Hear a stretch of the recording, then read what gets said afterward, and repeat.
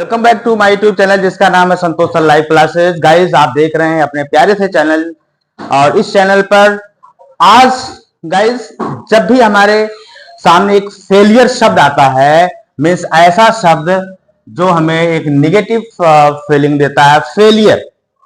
तो फेलियर यानी असफलता। असफलता कहां से है, क्यों होती है असफलता और फेलियर, जो इसकी जो निगेटिव थिंकिंग है, आज इस फेलियर शब्द की इमेज को बदलने वाला हूं।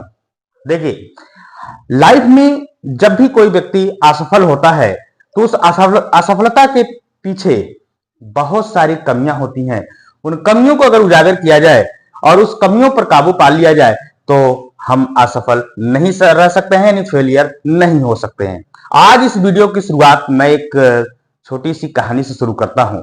एक स्टूडेंट था और वो स्टूडेंट क्लास 8 तक एक एवरेज बच्चा हुआ करता था।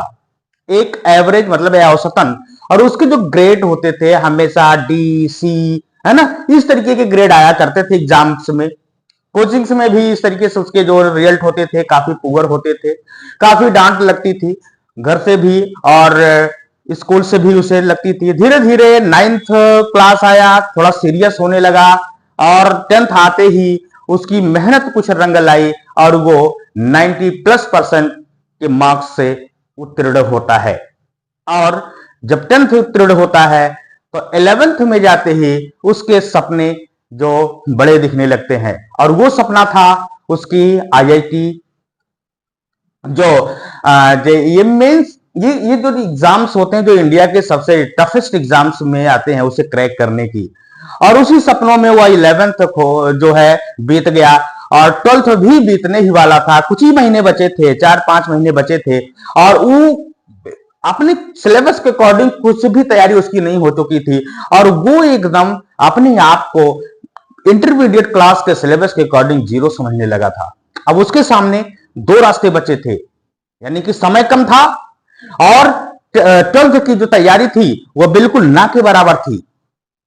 सपना था IIT या इस तरीके के जो एग्जाम्स हैं उसको क्रैक करने की, 12th पास करने की अच्छे मार्क्स के, बट दोनों में असफल रहा। और लास्ट तक जाते जाते जब कुछ ही महीने उसके सामने बचते हैं तो वो उसके सामने दो रास्ते बचते हैं। या पहला कि अपने आप को हार मान ले और इन सारी चीजों से हार मान करके वो घर बैठ जाए कि नहीं होने वाला मुझसे। परंतु दूसरा जो रास्ता है कि दिन रात हार्ड वर्क करके, मेहनत करके, जो बचे हुए कम दिन हैं उनमें उनका समय का सही उपयोग करके अपने आप को उस पोजीशन में ला सके।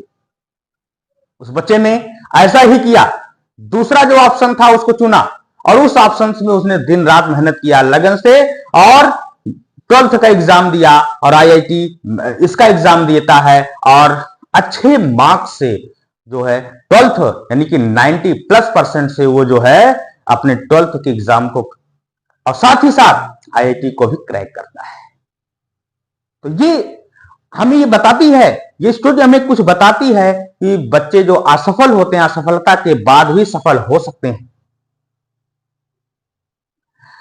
अगर आप हार जाते हैं, अगर हार जाते हैं और हारने के बाद असफल हो जाते हैं, होने के बाद आप जो है आपको एक रोना आता है, आप रोते हैं, रोना आता तो आप खूब रोइए। मतलब ये तो मोटिवेशनल हो गया कि आप जो है किस तरीके से हार्ड वर्क करके आप इसको साइंटिफिक रीजन ये है कि अगर आपको इस हार के बावजूद अगर आपको रोना आ रहा तो खूब रोइए, कोने में बैठकर रो लीजिए और मन को हल्का कर लीजिए।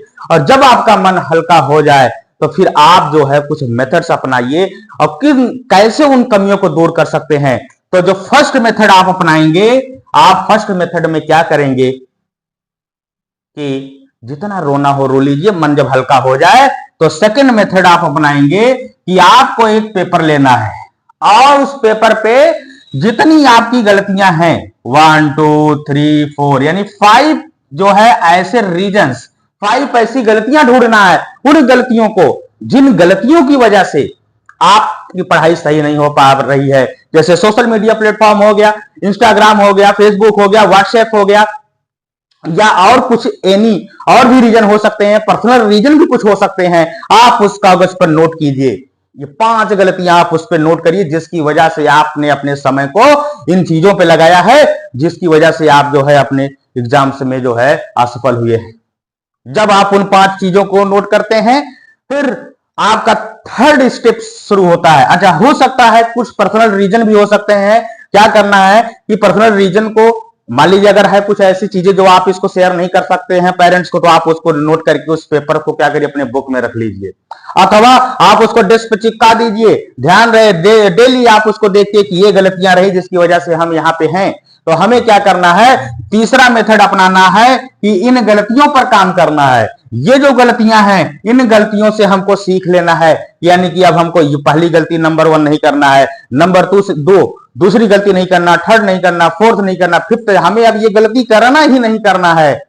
और आप देखेंगे कि अब धीरे धीरे ये 1-2 दिन में तो ये सुधार नहीं होगा, 1-2 महीने लगेंगे, लॉन्ग टर्म का ये प्रोसेस है। और उसके बाद फिर आपको लगेगा कि नहीं, अब तो इसका जो मेहनत है आपकी धीरे धीरे रंग लाने लगेगी। अब आप जो कोचिंग्स हैं, कोचिंग्स में टेस्ट हो रहे हैं, एग्जाम्स में, होम एग्जाम हो रहे हैं स्कूलों में, वहां पे आप देखेंगे कि आपके मार्क्स अच्छे आने लगेंगे, कुछ मार्क्स आपके अच्छे दिखाई देना शुरू करेंगे। और जो लोग आपकी उन जब आप असफल हो रहे थे, फेलियर हो रहे थे, आप उस असफलता पर जो लोग हंस रहे थे, आज वो लोग साइलेंस हो जाएंगे, चुप हो जाएंगे, बिल्कुल नहीं बोलेंगे और आपकी प्रशंसा करेंगे, आपके पेरेंट्स का नाम होगा। देखो बेटा, लाइफ क्या होती है, लाइफ एक कर्व की तरह होती है। ये लाइफ एक कर्व की भांति होती है।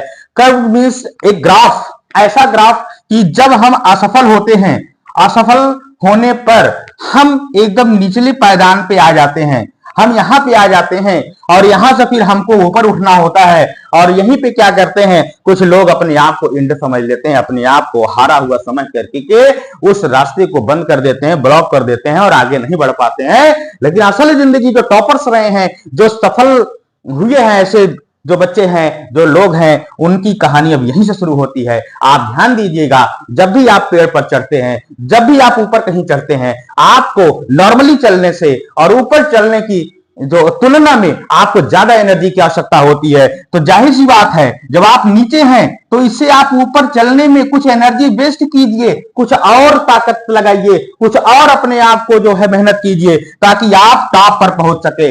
ये हमारी लाइफ है, ये लाइफ का साइकिल। हो सकता है फिर आप गिर जाए और फिर आपको ऐसे संभल कर चलना है और फिर टॉप पे चलना है। ये लाइफ साइकिल हमारे जिंदगी में नहीं, हम सबके जिंदगी में आती है। बट कुछ लोग क्या होते हैं, जब लोएस्ट पोजीशन में पहुंच जाते हैं, अपने आप को वहां समाप्त कर लेते हैं, या अपने आप को वहां पे जो है इंड मान लेते हैं, अपने आप को हारा हुआ मान लेते हैं। अरे भाई, इसके नीचे तो आप नहीं जा सकते ना, आप जाओगे तो ऊपर ही मेहनत करोगे, जाओगे।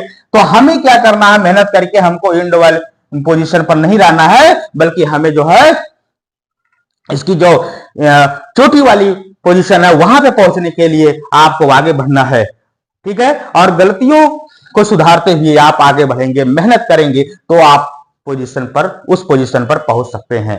ठीक है, और साथ ही साथ जो बड़े लोग हैं उनकी बातों को सुनना चाहिए। अगर लोग आपकी किसी प्रकार की आपकी गलतियों को उजागर करें, चुपचाप उसको सुनते रहिए और उस पर काम करिए। एक समय ऐसा आएगा कि आप जो है सभी लोगों को चुप करा दोगे और खुद आप अपने आप को एक अपने ऊपर, यानी कि ऊपरी शिखर पर पहुंच जाओगे और दुनिया आपको सलाम करेगी। याद रखिए कि दुनिया क्या करती है, उगते हुए सूरज को ही सलाम करती है। यानी कि अगर आपका जो पद है, आपकी प्रतिष्ठा, अगर आप जो है बड़े उच्च शिखर पर हैं तो लोग आपको सलाम करेंगे। अगर आप निम्न पायदान पे हैं तो छोटे से छोटे लोग भी आपको जो है नमस्ते तक नहीं बोलते हैं। तो ये जिंदगी का वसूल है दोस्तों। आप क्या करना है, आपको हमेशा ऊंचे शिखर पर जाने के लिए अपने आप को कठिन परिश्रम करते ही रहना है।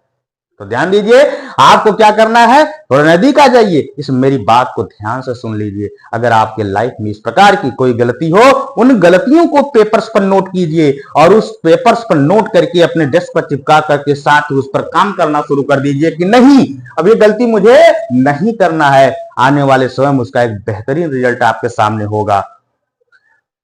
और एक छोटी सी पंक्तियां हैं, क्या है कि मुस्कुराए हैं हमेशा, छुपाए हैं गम, क्या है, मुस्कुराए हैं हमेशा, छुपाए हैं गम, तुम्हें तो वक्त बताएगा कौन है हम। जब आप उस शिखर पर पहुंच जाओगे तो आपको समझ में आ जाएगा, लोगों को समझ में आ जाएगा कि ये जो व्यक्ति है वो उसने मेहनत किया तब इस पोजीशन पर पहुंच पाया। तो ठीक है, आप, मुझे आशा है कि आप मेरे बताए हुए इस जो मेथड्स को अपनाएंगे और अपने जीवन को साकार बनाएंगे।